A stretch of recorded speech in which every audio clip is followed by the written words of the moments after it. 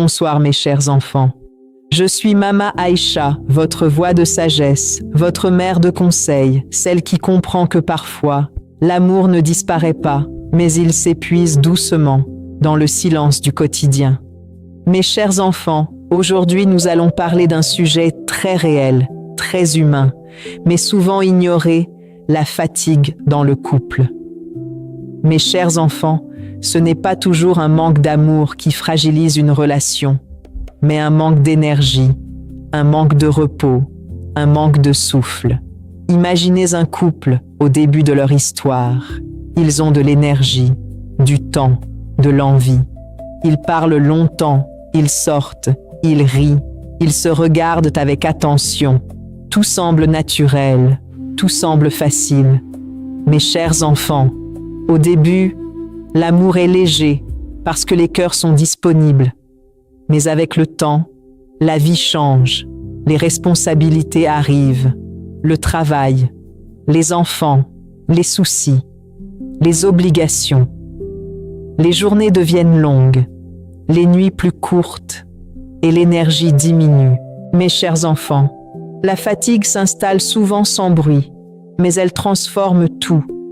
Imaginez une femme qui se lève tôt, qui s'occupe de la maison, des enfants, du travail, et qui termine la journée épuisée. Elle aime son mari, mais elle n'a plus la force de parler longtemps, de sourire autant, de partager comme avant. Ce n'est pas un manque d'amour, c'est un manque d'énergie.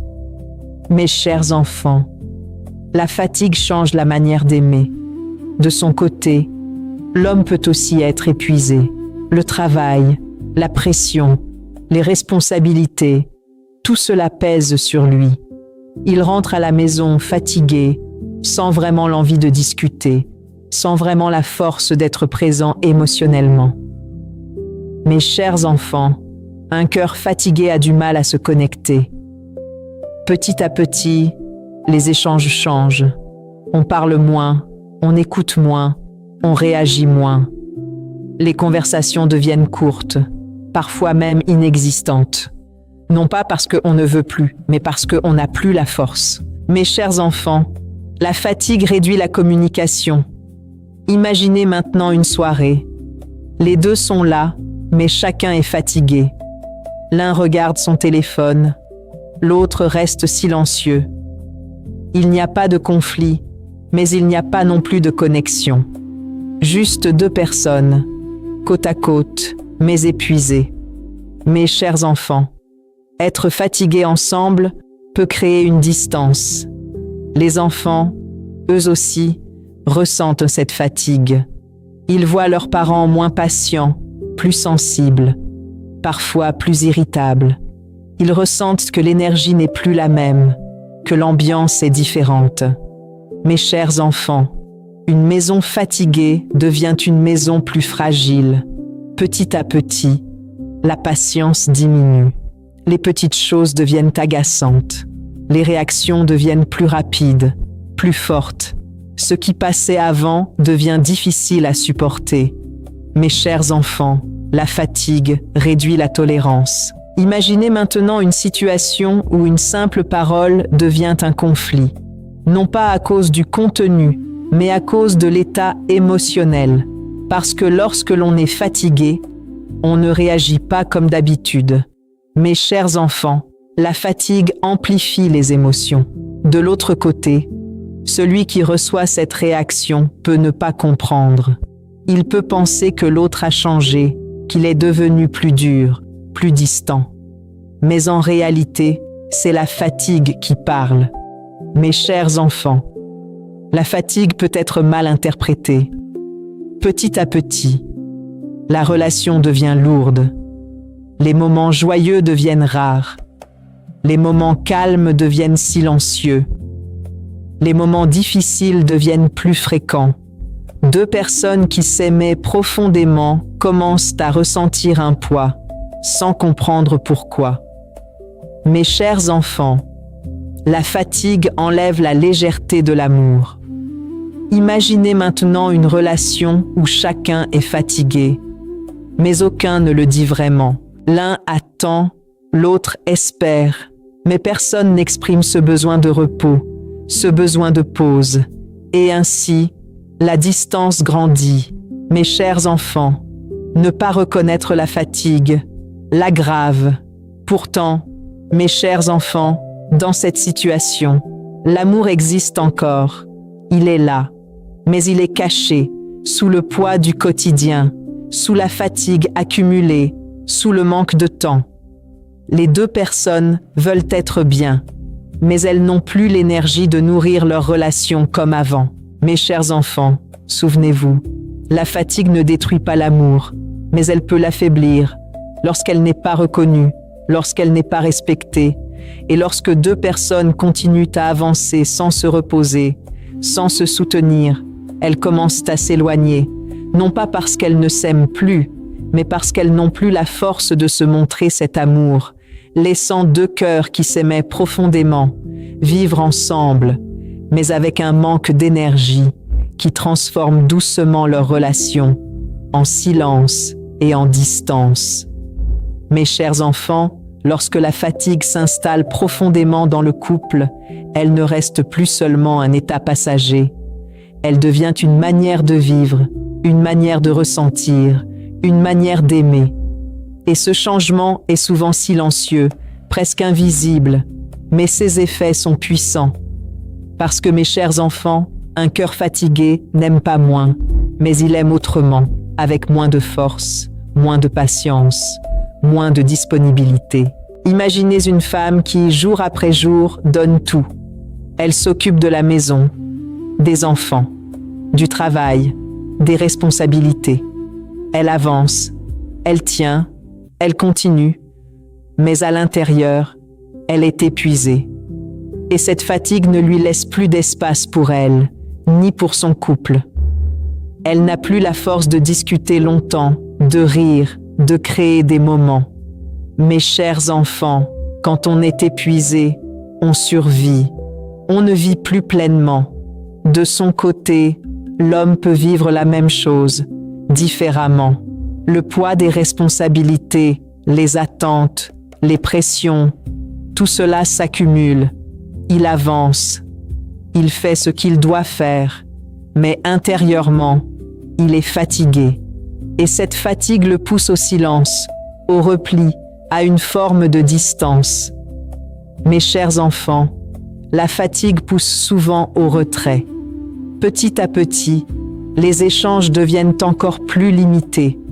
On ne parle que de l'essentiel, de ce qu'il faut faire, de ce qui doit être réglé. Il n'y a plus de place pour les émotions, pour les confidences, pour la légèreté. Mes chers enfants, une relation sans espace émotionnel devient vide. Imaginez maintenant une situation où l'un a besoin de parler, mais l'autre n'a pas l'énergie d'écouter. Non pas par manque d'amour, mais par manque de force. Et ce moment, qui aurait pu être un lien, devient une déception. Mes chers enfants, ne pas être disponible peut blesser, même sans intention. Les enfants, eux aussi, ressentent cette fatigue. Ils voient leurs parents moins présents, moins patients, parfois plus irritables. Ils ressentent que l'énergie est basse, que la joie est moins visible. Mes chers enfants, une maison fatiguée devient une maison fragile. Petit à petit, les tensions apparaissent plus facilement. Une petite chose peut créer une grande réaction. Non pas parce que le problème est grave, mais parce que la fatigue réduit la capacité à gérer. Mes chers enfants, la fatigue amplifie les réactions. Imaginez maintenant une autre difficulté, le manque de reconnaissance. Chacun fait des efforts, chacun donne, mais personne n'a l'énergie de le montrer, de le dire, de le valoriser. Et ainsi, chacun peut se sentir seul dans ses efforts. Mes chers enfants, ne pas se sentir reconnu fatigue encore plus le cœur. De l'autre côté, celui qui ne reçoit pas cette reconnaissance peut se fermer, ralentir, ou même arrêter de faire certains efforts, non pas par manque d'amour, mais par épuisement émotionnel. Mes chers enfants, L'épuisement change les comportements. Petit à petit, un cercle se crée. L'un est fatigué, l'autre aussi. Chacun attend, mais personne n'a la force de donner plus. Et ainsi, la relation devient un espace de survie, au lieu d'un espace de soutien. Mes chers enfants, deux fatigues non reconnues créent une distance. Imaginez maintenant une relation où chacun commence à s'isoler dans sa fatigue. L'un se réfugie dans le silence, l'autre dans les distractions. Chacun cherche un moyen de se reposer, mais pas ensemble. Et ainsi, deux personnes qui s'aimaient profondément commencent à vivre séparément, même sous le même toit. Mes chers enfants, se reposer séparément peut éloigner les cœurs. Petit à petit, la complicité disparaît. Les moments partagés deviennent rares. Les rires s'effacent. Les regards perdent leur intensité. La relation devient mécanique, répétitive, sans énergie. Mes chers enfants, une relation sans énergie perd sa chaleur. Pourtant, mes chers enfants, dans cette situation, l'amour existe encore. Il est là, mais il est fatigué lui aussi, affaibli, silencieux. Les deux personnes veulent être bien, mais elles n'ont plus la force de nourrir ce lien comme avant. Mes chers enfants, souvenez-vous, la fatigue n'est pas seulement physique, elle est aussi émotionnelle. Et lorsqu'elle n'est pas reconnue, elle s'accumule, elle transforme les comportements, elle réduit la patience. Et lorsque deux personnes continuent à avancer sans se soutenir dans cette fatigue, elles commencent à s'éloigner, non pas parce qu'elles ne s'aiment plus, mais parce qu'elles n'ont plus l'énergie de se rejoindre, laissant deux cœurs qui s'aimaient profondément. Vivre ensemble, mais avec une lourdeur, qui aurait pu être allégée, simplement en reconnaissant, en partageant et en se soutenant dans cette fatigue. Mes chers enfants, lorsque deux personnes prennent conscience que la fatigue a pris trop de place dans leur relation, c'est un moment très particulier. Un moment où l'on réalise que le problème n'est pas l'amour, mais l'énergie, pas les sentiments, mais la force de les exprimer. Parce que mes chers enfants, la fatigue ne détruit pas le lien. Elle l'étouffe doucement, jusqu'à ce que l'on oublie même comment se retrouver. Imaginez un moment simple, un soir calme, après une longue période de journées lourdes, de responsabilités, de silence. Les enfants dorment, la maison est tranquille, et pour la première fois depuis longtemps, les deux personnes ne font rien. Elles sont là, ensemble, sans distraction.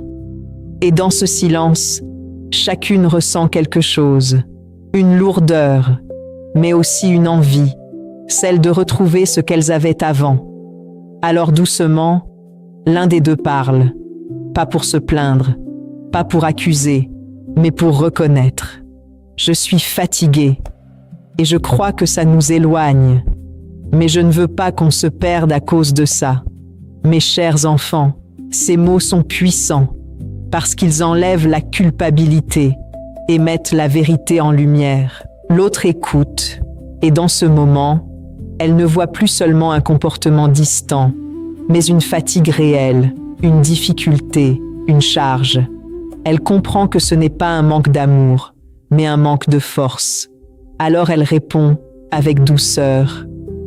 Moi aussi je suis fatiguée, mais je veux qu'on se soutienne. Mes chers enfants, reconnaître que l'on est fatigué ensemble rapproche. Mes chers enfants, se retrouver dans la fatigue ne demande pas de grandes actions, mais de petits gestes sincères. S'asseoir ensemble, parler doucement, partager un moment simple, même court. Parce que la connexion ne demande pas toujours de l'énergie, elle demande de l'intention. Les jours suivants, les petits changements apparaissent. On ne cherche plus à faire beaucoup, mais à faire mieux. Un moment de discussion, même court, mais vrai. Un regard, un sourire, une présence, même fatiguée, mais sincère. Mes chers enfants, ce sont les petites attentions qui redonnent de la vie à la relation. Imaginez maintenant une situation où, au lieu de se perdre dans la fatigue, les deux choisissent de se soutenir.